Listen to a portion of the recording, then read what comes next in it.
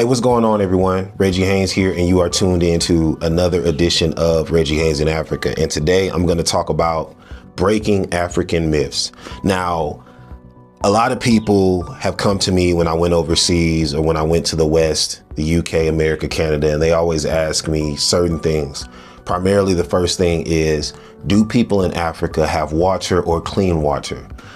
The answer is yes. There's something in different communities, whether it's in the UK, America, called council water.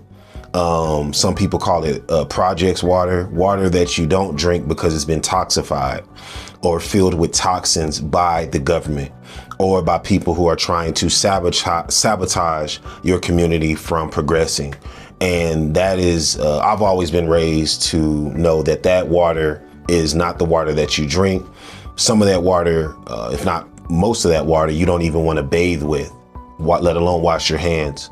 What people have taught me is to where with certain types of waters like this that have been filled with toxins, you have to basically, abolish those toxins by boiling that water and then putting it in while it's still boiling, in a container. A sealed container, and then either freeze it or put it in a refrigerator to where basically all of those germs within that water have been abolished. And then, of course, now it's turning into distilled water once it cools off. That water, that boiling water cools off. But in Africa, I know that there are a lot of people who do have clean water. I've been to Malawi, Zambia, Ethiopia, Zimbabwe.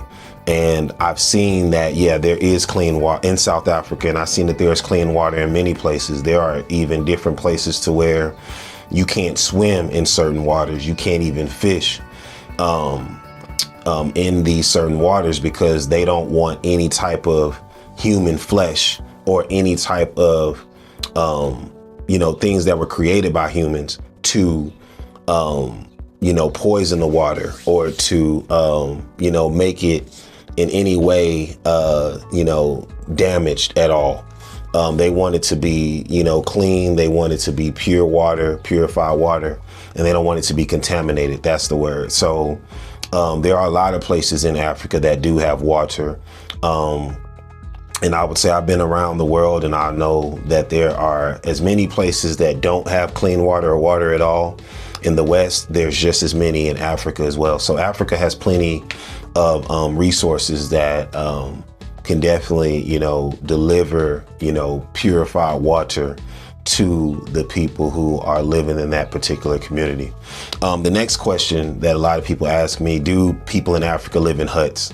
You know what? I've been to rural areas, and I'm gonna be honest with you. I've seen way more homes that are similar to the ones that I've seen in the UK and in America than I've seen just as many homes there as I've seen here in Africa. I've rarely seen any huts. Even when I go to the rural areas, they might not have self-contained homes, which are homes that have a shower or have running, water for the toilets or for the sink and for the kitchen. But they do have a nice living area where there's electricity, where there's sources for Wi-Fi, where there is a reliable roof over their heads and nice bedrooms. And living quarters. So as far as like the huts and all of that stuff, I've seen a few of them, but not as many as, people might think. When people watch TV, they automatically assume that the way that, I hate to say this, but I need to say it, masses television is presenting Africa, that's the truth, and it's not. It's definitely a lie. So are there places with huts? Yes, in Africa there is, but I've seen way more houses, way more apartments, way more, houses that are similar to the ones, if not the exact same structure as the ones in the West as I've seen over here in Africa. The next thing and the last thing that I'm going to talk about today is, are all Africans Christians? I will say this is just based off of my experience. I have rarely met any African who is not religious. And You know what? That goes on a global scale. Most people I meet back in the States, in the UK, they live in impoverished areas, or they live in predominantly, as they say in the West, Black or African or melanated communities. They are religious. And it's like an old saying goes, when the colonizers came over to the motherland, or they came to the areas around the world or communities around the world where it was predominantly melanated or all melanated, they came with a book called the Bible, and they told everyone to close their eyes. And when these melanated people opened their eyes, all their resources were gone and now in the possession of the colonizers. And they were left with a book telling them what they should and shouldn't do in order for them to live a life to where, yeah, it's going to be hell here until they get to heaven when they meet their God in the afterlife. And you know, for me, I'm not religious at all. I know I've done a video in the past talking about, you know, my beliefs.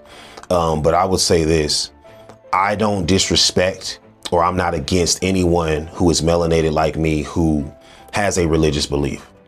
But I am a person to say, don't allow yourself to be distracted. Don't allow yourself to be divided and easily conquered by evil because of what somebody else has told you should and shouldn't believe in. At the end of the day, if any of my people who are melanated African, or as they say in the West, Black, are suffering, I'm not going to sit here and say, I wonder what religious belief or religious background they have in order for me to say, I'm going to go and save them.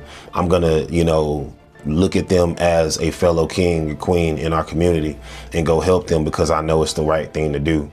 But I will not allow myself or anyone else to be bamboozled and misled because they are still living in slavery, which is what I firmly believe is the root cause of religion. Religion, slavery, it all goes hand in hand with me.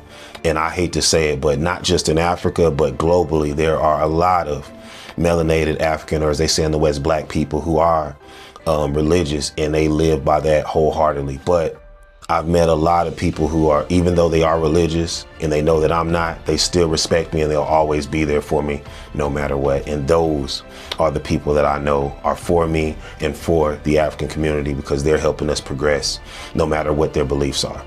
Again, this is Reggie Haynes. I talked about it a little bit earlier about my religious beliefs. In order to see what video I'm talking about, click the link on screen.